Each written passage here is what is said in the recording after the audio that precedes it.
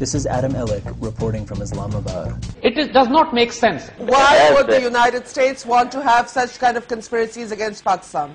When a Pakistani American tried to blow up Times Square last month, people here in Pakistan held an entirely different view of the same event. People are going to be arguing that the Americans have staged this whole thing. It may be a planted matter against Pakistan. If Al-Qaeda or Taliban were involved in this entire situation, I think they wouldn't leave the car keys or any signs, any footprints in the car, and the car would have really gone up.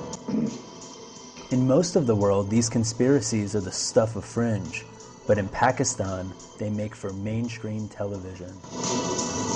A lot of anti-Pakistan forces that would like to see Pakistan in the dock. Because they are against our nuclear assets. To force Pakistan military to move into North Waziristan, something the Americans have been desiring for quite some time. What's fueling this? What one sees is denial at practically every stage. Pervez Hoodboy is a liberal academic who's often cast as an American spy on television.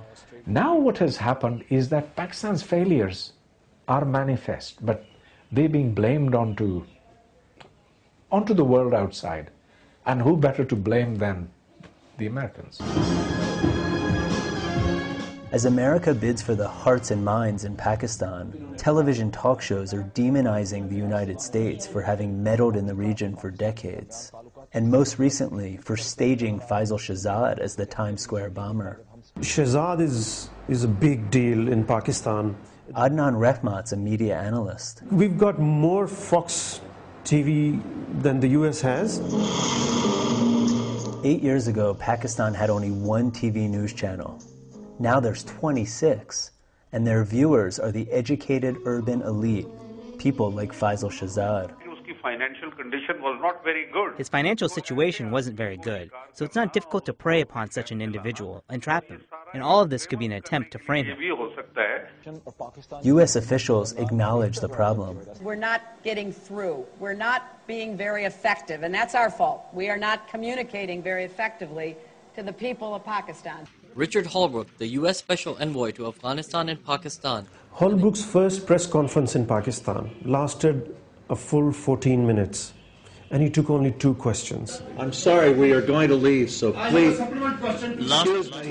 Well, then we'll leave now, if you don't want to let me make one last statement. It was bizarre. I can't believe the U.S. doesn't understand, the importance of protocol. Holbrooke comes here, General Petraeus comes here, Mullen comes here, McChrystal comes here. They never talk to the media. With many questions left unanswered by the U.S. delegation. And the media is going to say, here's another American who's secretive. I would shudder to tell you some of the things that the journalists believe. They are not ready to believe that 9/11 was masterminded by Osama bin Laden.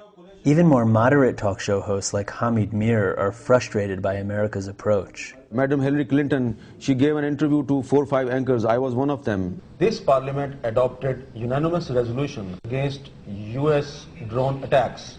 But the U.S. drone attacks have increased a lot. You don't respect our parliament. We are in the middle of a war, number one, which colors everything.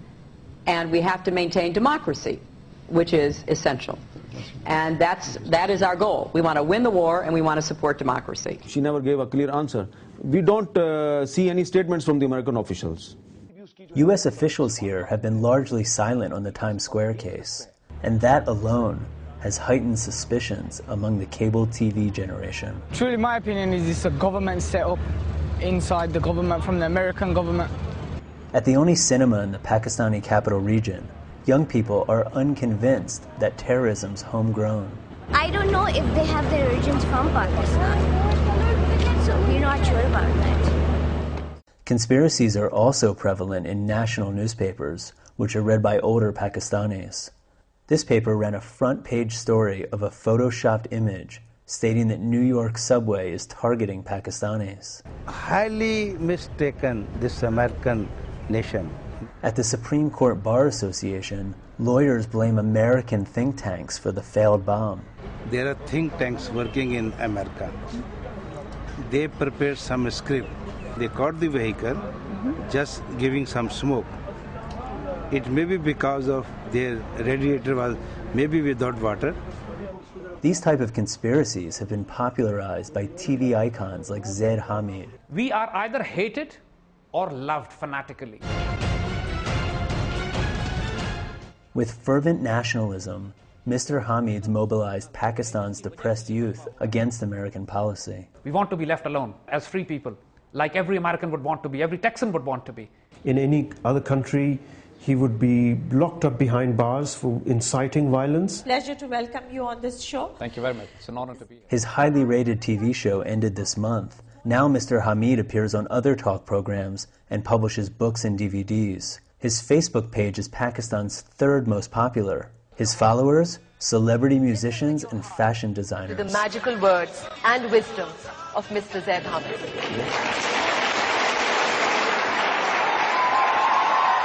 What does he think of the Times Square bomb? The first reaction was suspicion. Here we go again.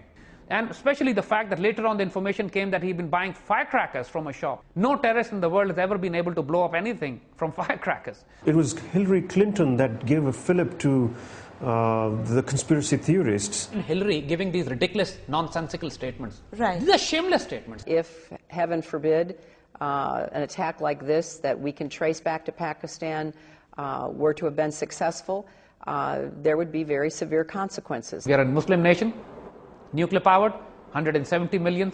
We are not Iraq, we are not Afghanistan. We are ruthless and we fight back. But we want to live with dignity. But when the time comes, we'll die with honor. That Americans should understand.